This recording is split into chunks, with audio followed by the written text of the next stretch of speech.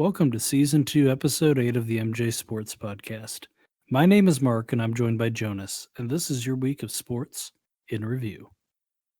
Sports, sports, sports, sports, sports, sports, sports, sports, sports, sports, sports.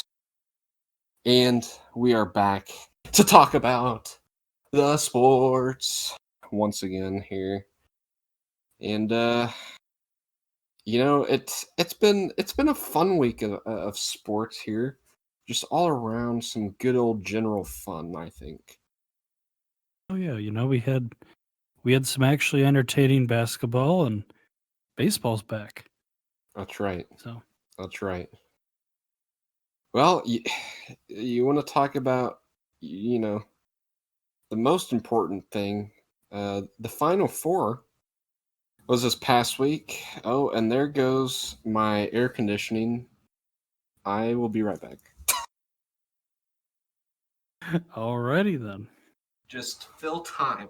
Woo! Yeah. Gotta love that quality cold AC. Gotta be happy that it's the time of year where you can actually turn on your AC. Like this change in weather, if you live in the West Coast or down south, probably not quite as thankful for this weather as some of us in the Midwest are, but I'm real thankful that I can go outside and enjoy the nice weather. Mark, me too. I played a little bit of tennis yesterday, tried working on my serve. It felt good. How would you which tennis player would you compare your serve to? Who's somebody that has a terrible serve? That's why I'm working on it, though. Well, who would you like to have the serve of? Nick Kyrgios. He just has a monster serve. He gets like 1,000 aces a match. So, Well, Nick, if you're out there listening, I mean, he is Australian, so I don't know how many Australian listeners we're getting. I can check the metrics. We can do some marketing out there. I have contacts in Australia, so. Oh, that's true. That's true. Well, anyways, let's get back into the Final Four a little bit. Oh yes. Well, I gotta say, the Final Four brought one of the most entertaining basketball games that I can say that I've ever seen. It definitely has been one of the best Final Four games in a long time. Yeah, I mean, great tournament overall, but that UCLA Gonzaga game was just incredible. Yeah, and I don't think anyone thought UCLA had a shot of winning. But they came close. And really, as much as you want to look at it, the last second shot by Gonzaga that was pure luck. Oh, absolutely. But I mean, it made for an entertaining finish. I mean, personally, I was kind of hoping for another overtime, but because it was just so fun to watch. But and also, if UCLA would have won there, my bracket would have won. So that's true. That's true. Which the one person in our bracket actually picked Baylor, but didn't get enough of the other games correct, so they didn't end up winning. Yeah. It's just more unfortunate. It's the way the cookie crumbles. Oh. Yeah, I mean, you're just not thinking, with how it plays, that if you pick the winner, that it's even possible to lose. But it is what it is. It is what it is. And then, the other Final Four game was just absolutely shocking as well to me. I don't know if you saw Baylor versus Houston. I didn't watch a ton of that game. I saw a little bit of the first half, and Baylor was up like 32-18, and the next thing you know, it was like 43-18, and it's like, well, this is long over. Yeah, I did watch that game. And I mean that's kind of like what I've been saying. Like after watching, because I didn't watch much of Baylor during the regular season, but watching them play Wisconsin, I mean, they just they have a real good offense and they have a lot of depth that can shoot. So, and they, I mean, they just completely overpowered Houston. Like it, I didn't think it would be like. I did think Baylor would win. I believe I mentioned that last week, but I didn't expect it to be like that. Yeah, me neither. And I mean, the championship game, Gonzaga just looked slow and unathletic in that game. Baylor, I mean, they shot like 60% from the field, like 50% three pointer, if not better. I'm not sure what they they ended up at the end of the game. I know they started off like 8 for 9 or something ridiculous from 3-point land. And yeah, I mean, unfortunately, it was just a boring game. So I don't really, I don't know what else to say about that game besides really Baylor closest game was against Arkansas by 11 points. I mean, they destroyed everyone. So Yeah. it just it's just hard to tell with Gonzaga because they beat, looking back at their schedules, their out of conference schedule was pretty good. I mean, they beat Kansas, Virginia, Ohio State, I think like Texas Tech. So they beat several good teams, but that's just the way it goes. I mean, Baylor was hot. I really, if Baylor was in Gonzaga's conference, you're probably looking Baylor undefeated this year. But Yeah. I just, you know, I think everybody kind of got caught up in, Gonzaga going undefeated. And I think Baylor didn't get some of the respect they deserved. well, Um, I mean, I think just about everybody with half a brain picked Baylor to the championship game. right. Uh, and like you said, the undefeated thing, that was pretty much my one reserve in picking Gonzaga was just how ridiculously hard it is to go undefeated. Uh, so I mean now, it's like, oh, Gonzaga was a bad pick. I mean, I Well, wouldn't say that, but every single projection I saw, like every article that was talking about the game, I think pretty much everything I saw was predicting Gonzaga to win. Um, that's what I mean more like, kind of everybody got caught yeah, up. Like yeah, like Baylor deserved a lot more credit for that, but Gonzaga has a flashier record but it's a little disappointing that it didn't turn out to be a better game, but I yeah. It is what it is. I think that's the one thing with March Madness that is almost kind of a letdown because like the first set of games is just always so entertaining because you have all the upsets, obviously.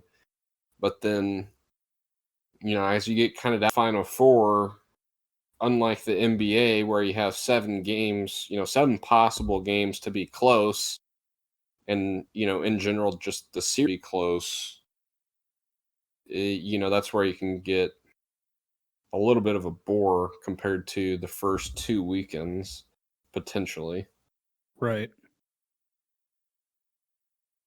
But honestly, one of the most entertaining tournaments overall. Obviously, the championship game not too exciting, but the tournament as a whole.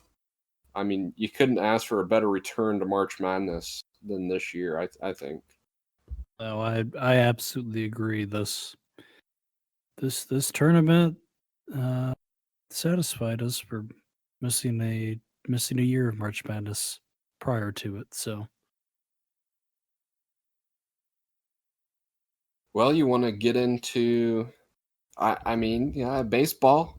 We've almost made it a week into the season. Granted, we didn't make it one day into the season without games being postponed to COVID. But Yeah. apparently, who was it? Like Washington? They just can't get Yeah, it the together. Nationals had players. I think they had 10 players I saw that had to um, go on the injured list or the whatever it's called, just inactives. And a lot of those guys were like, I know Josh Bell was on that list. I mean, a lot of them were starters, so they kind of, I think, had to do a little bit of shuffling, kind of like what the Marlins had to do last year, where you bring up half of your alternative training site people, but Yeah. hopefully they keep that under control Well, because I don't know how so many of their players got it, considering they have like some of the heavier restrictions up well, there. and But and who knows? From what I saw, the Nationals GM said um, he didn't think there was any way like anybody would have breached protocol. And I have a hard time believing anybody would be overly reckless, kind of after seeing like how much of an impact that had last year between some of the teams who had to miss games. Hopefully, we don't see too many other flare ups. Just because rescheduling can mess things up for everybody. I mean, right now the Nationals and Mets will just have to replay a series at another time. But yeah, well, I feel like a lot of the league have already had it, so I wouldn't figure we well, would and run into this too much. I know a lot of teams have been talking to their local areas about getting vaccines, and I saw that Major League Baseball is actually going to lighten up requirements for teams that I want to say get 80% vaccinated. I may be incorrect on that, but I think that was the number I saw. And like some of those guidelines would be players wouldn't have to wear contact tracing devices. Players would be allowed to hang out in the clubhouse and have team activities in the clubhouse. Like there would still be some restrictions, like they are not gonna they're not supposed to go out to a bar or anything and have a night out, but they can still like now they can actually like hang out in the clubhouse and do things together in the clubhouse. So Well, I'm not that I'm they're already. I bet they're already doing that, but right. Well, I'm just yeah, yeah, with the contact tracing devices is probably what some of the players want to get rid of, but yeah, um, I'm gonna guess that we're gonna see most of the teams be vaccinated in the coming yeah. months. And at least it's starting to trend in the right direction, obviously, with all this stuff. And I mean, from what you just said, it sounds like most of that is kind of common sense. Once you get vaccinated, like, yeah, I wouldn't think there'd be really any reason to continue some of those practices. But Yep. But yeah, so let's hope it stays at one flare up for the whole season. Fingers crossed. yep, yep. Um, in other Well, news, Travis Shaw's an MVP candidate. Um, I'm just kidding. so is well, not all. So is Nate Lau from the Rangers. Just saying. No, And we're really, just hey, hey, he's got 14 RBIs. That's the most in the league well, that's a lot of that's a lot of RBIs to have. through 5 games. Yeah, that's. I wonder what the record is on that. I'm not sure through 5 games. Through 10 games, it was somehow it. Oh wait, I think it was Nelson Cruz, like 11. Unsurprising, knowing Nelson Cruz just being immortal. No, I don't He's know. I don't know through 5 games, but yeah. Well, I just want to get this out of the way. The Rangers pitching, especially our bullpen, is just utter garbage. Oh my goodness! Against the Royals, we allowed in the first 2 games 25 runs. That's the high-powered Royals offense too. And Mark, do you want to know how many we scored in that game or in that time frame? I'd love to hear that, Jonas. 14, and we lost both games. How do you score 14 runs in 2 games and lose both of them? Just ugh. Yeah, But yeah, that's tough news. I mean, the Brewers have kind of had the opposite. The offense kind of fizzled out after opening day a little bit. Now granted, they've been hitting better against the Cubs tonight, but we'll see. The Brewers have made a fairly significant trade relatively early in the season, trading Orlando Arcia to the Braves, and what I think is a puzzling move for the Braves, considering they don't exactly have a spot open for Arcia. Arcia is a shortstop for the Brewers, if you don't know. Um, he's kind of been part of a lot of clutch moments for the Brewers over the past couple of years. He was a former top prospect. Never really has lived up to his potential. Has a great glove. His bat is wildly inconsistent. It's a little tough to see him go, but at the same time, I think the Brewers were kind of like, you haven't lived up to your point this year. Lived up to your potential at this point, so time to cut ties. But interesting move from the Brewers that I wasn't expecting there. well, a very, very sad trade from the Rangers came today. Probably the best second baseman of all time, Rougned Odor, has been traded to the Yankees for 2 minor league outfielders. That also a part of that transaction, Rougned Odor's beard is being released.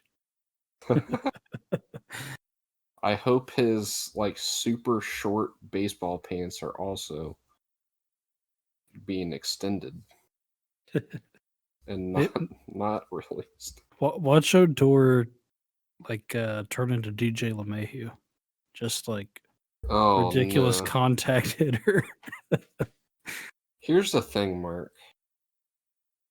He's on the Yankees now, which means he gets to play 1 game and then banned to the IL. That's true. That's if you I will say, yeah. your career is this a sign that your career is bad or good whenever your career highlight is hitting Jose Bautista in the face? I mean, it's one of the most awesome highlights. Like I really enjoyed it. Every year the MLB posts that video, or maybe it's not the MLB, but like I see it on like ESPN or something, and every time I see it, it just brings a smile to my face because it's just I love that. But It is a great video. I just wish Odor could have been as good as punching people in the face just at baseball in general. But yeah, so what else do we have for baseball? What else you want to talk about here? well, Any talking about personality a little bit. Did you see that little bit of a flare up in the Cardinals Reds game? Um, I kind of saw that. I who didn't see was the. it? Was It was was Castellanos, That's right. and I So don't know who the Cardinals player was. I think it was Flaherty. Um, but basically Castellanos got hit, I believe, the day before, or something happened. Oh no, Castellanos hit a home run the day before, and he kind of like trotted around the bases, like he kind of showed it up a little more than what you usually see. And so the Cardinals hit him, and then he comes around to score. And when he came around to score, I believe it was on like a passed ball. So like the pitcher was at the plate, and Castellanos, like when he slides in, the pitcher's on the ground, and he gets over the pitcher and just kind of flexes over him. which is a play you see more in like football and basketball. You don't get to see that very often in in baseball, and it caused a bench clearing. Yachty got real fired up, as he always does during those types of things. Um, I thought it was fairly entertaining. I believe he got a 2-game suspension or something like that, but it Yeah, was it's. I mean, Castellanos, he's a likable guy. I'll be interested to see if he can. He's started well, but he started well last year too, and kind of faded out. So I'll be interested to see what he ends up doing. But yeah. hey, the more fights in baseball, the better, I think. No, I they're always entertaining. So, but I another one that comes to mind is it just always I always think of the of Bryce Harper and Hunter Strickland going at it from a couple years ago. But Just Raciel Iglesias is, or no, wait, it's Amir Garrett, and literally just anybody he wants to fight, pretty much. other big news in baseball, um, Fernando Tatis Jr., who, if you remember, is the star shortstop for the Padres, who just got a massive contract. Um, he, so if you remember in spring training, he threw a ball from short. They had to take him out because he had a shoulder issue. Um, then the other day, he had a similar shoulder issue during the game, had to leave the game. And essentially, from what I'm seeing, the injury is called a shoulder um, subluxation, which is a partial dislocation of the joint. Currently, right now, it's non-surgical. So now I don't know how much of that is the Padres, and apparently from what I've heard, Padres have known about this injury. This is kind of like a lingering thing from what I've seen. And I watched, a couple different things and heard some things about it that, potentially down the road, this could be something to where if you keep seeing flare-ups with it, uh, could eventually require surgery and could be kind of like a reoccurring issue Mm, in the future. It'll be interesting to see how it goes. It is in my mind it's a little alarming that like, you know, you're not seeing like brute force causing like this injury. Like he was like in spring training, he was just throwing a ball from like an ordinary ball from short, and we saw it. I mean, he's still plenty young, but I'll be something definitely to watch for. I mean, obviously, my guess is San Diego knew about this, probably did their homework on it, and determined that they probably didn't think that this was going to be something that could potentially become a real problem, but just something to kind of keep in mind, um, throughout the season when he comes back. Currently, he's on the 10-day IL. I'm not sure there's really a true time frame on it, but yeah, yeah, it's. I just feel bad for people that drafted him in fantasy with their first overall pick. well, that was your first mistake. But Yeah, that's true. But, you know, it is what it is. it is what it is. Um, And what how do else you, is there? I mean, I feel like, we're just easy going at the start of the year for the old baseball. yeah, I mean, everybody's just first home run of the year was by Miguel Cabrera during In like a during a blizzard. snowstorm. That was interesting, but yeah, I mean, like you said, I mean, we're just kind of at the beginning of baseball. It's an exciting time, but there's not like major storylines. With baseball, it's a little hard to talk about each and every team that's going on and what's Yeah, happening. But yeah. And it's not like, there's, well, I've kind of enjoyed Oakland starting off 0-5, I bet you have. So, but yeah, yeah. but you know, we'll be Well, we'll be covering baseball every week. You don't have to you don't have to worry about that. So, you know, if something happens tomorrow, we'll get it next week. But yeah. Well, I mean, I guess I don't know if you've been watching very much of the NBA or anything. I have not. Uh, I was just gonna. I remember like maybe a week or two ago, we were like, how's the play-in gonna work? What exactly is it gonna look like? And so the news on that is it looks like the number 7 and number 8 teams are going to play each other,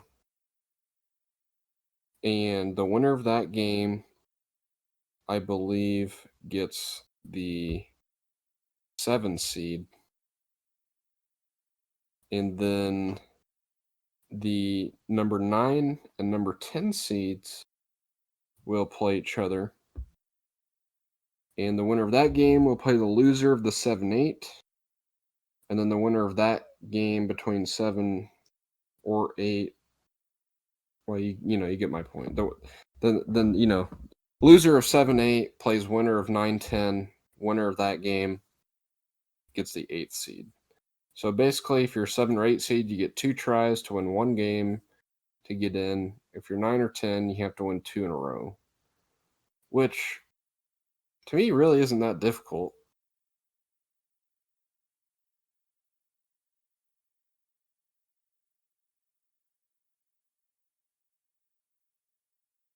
You still there? Yeah. Yeah, it says I'm connected, so I don't know what the frick is You're going on. you're still recording Audacity, so it's not a problem. Just couldn't tell Yeah. if you were waiting for me to say something or not. Well, I didn't know if you did you hear how it kind of worked? Yeah, I kind of heard how it worked. I agree with you. I don't think that's overly difficult to do. So, and right now, I mean, Boston's number 7, the Knicks are number 8, Pacers 9, Bulls 10.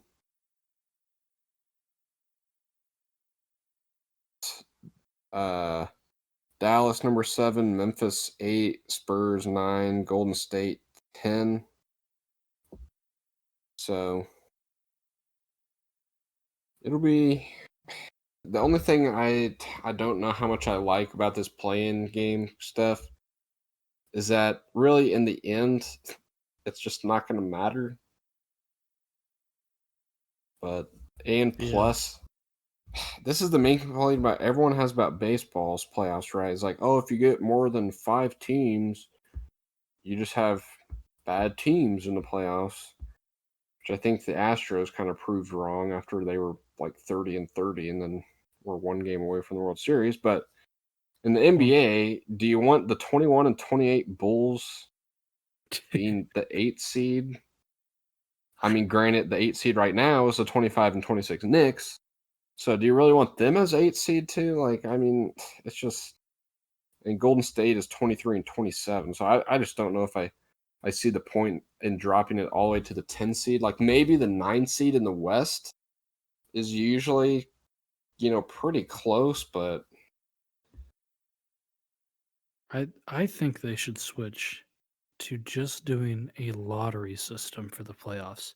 Records don't matter. Anyone can get in. I agree. Well, I think they're bothering with all this play-in stuff. Why not just do the top 16 teams? I mean, they're only doing the play-in, right? Pretty much for like the 9 or 10 seed in the West. You're not doing it for the 9 and 10 seed in the East. Just do the top 16 teams. No, I kind of agree with you there. Like, just yeah, do the top teams. There's such a disparity in the NBA right now between the talent of both leagues.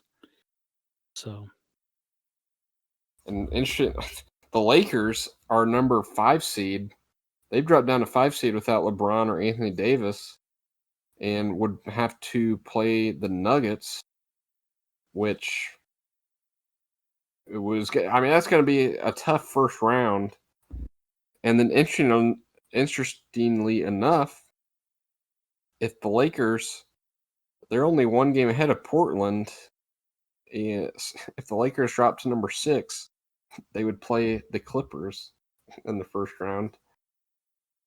So, which would probably just be 7 home games for the Lakers.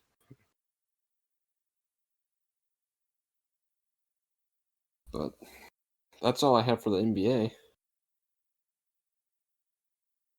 I don't have anything else to add. So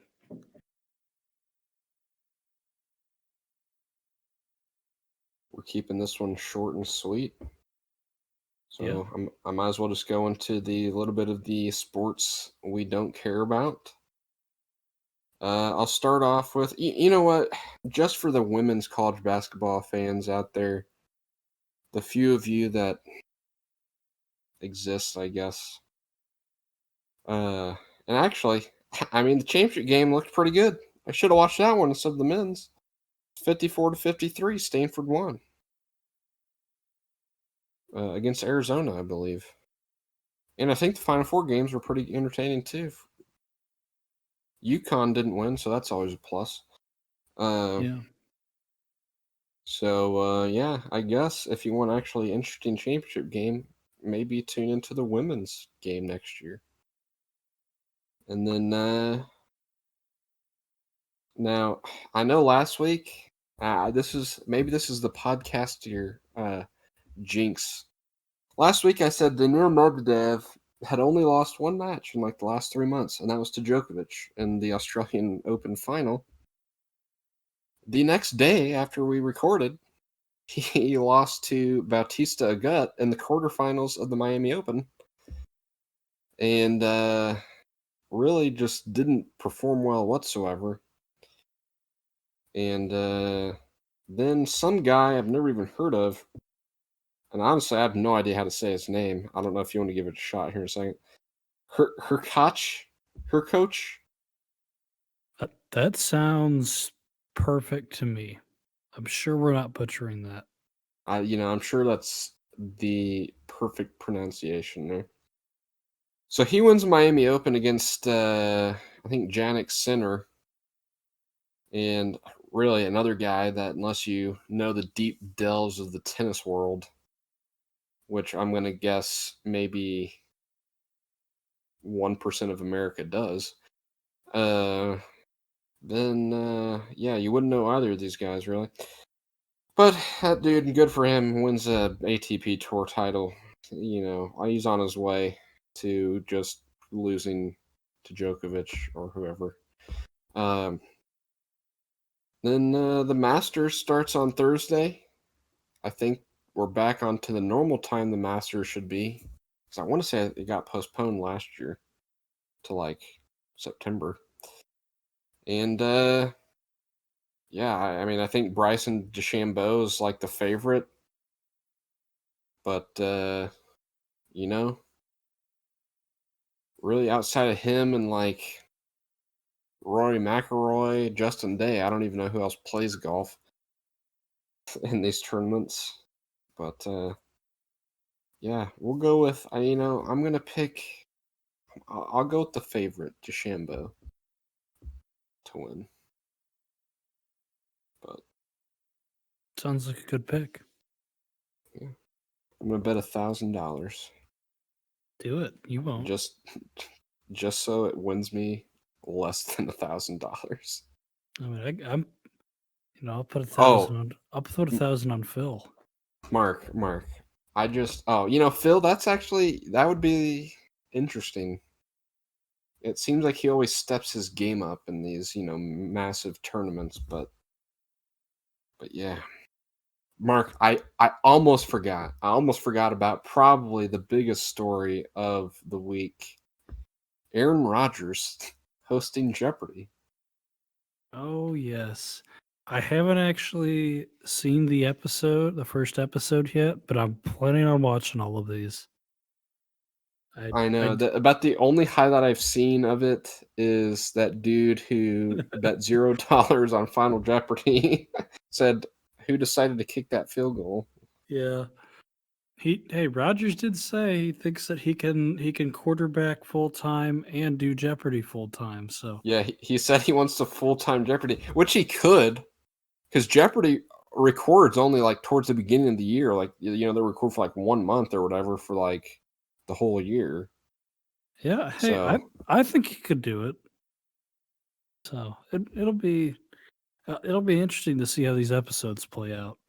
Maybe after we've seen all of his guest hosting, we can provide our analysis on if he's the how he compares to Alex Trebek.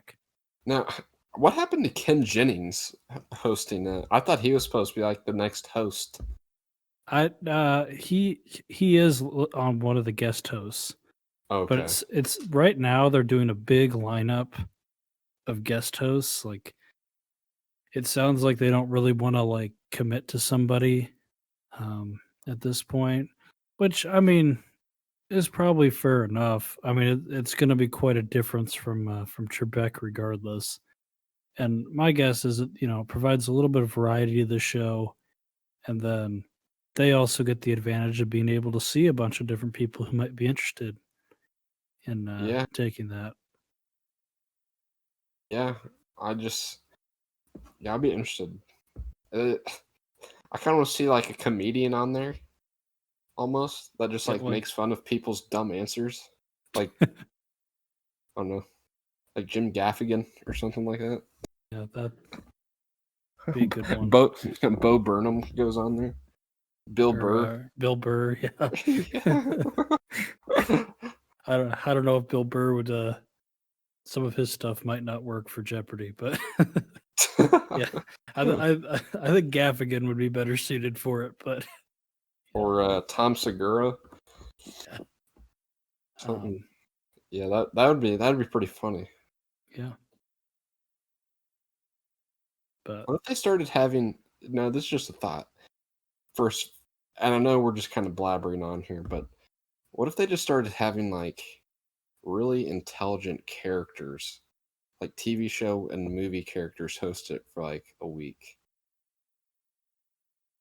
so you mean like the So you bring in actors acting actors, like that character? exactly. Hmm. So you just bring on like I don't know. I know I don't. Yeah, I don't think Tony Stark is the smartest out of all the MCU anymore. But what if you just had Robert Downey Jr. come on as like Tony Stark? Well, and then you could have a category based off of that movie. Oh, true. Just like the Avengers category or Yeah, something. or you could also have a category based off of the actor themselves, but you don't tell the True. contestants who's going to be hosting it That's true. before, And so they and it could can't be a say people. secret if they did it only 1 week because they film 1 week's episodes in 1 day. So you could do it. I think we've got an idea here. I think we should email I Jeopardy. yeah, I don't know who produces Jeopardy this year. We know Jeopardy's been around forever, but we've got ideas. So Maybe we just have our own Jeopardy. maybe I think you know, Let's get 3 contestants, and it's just all about sports.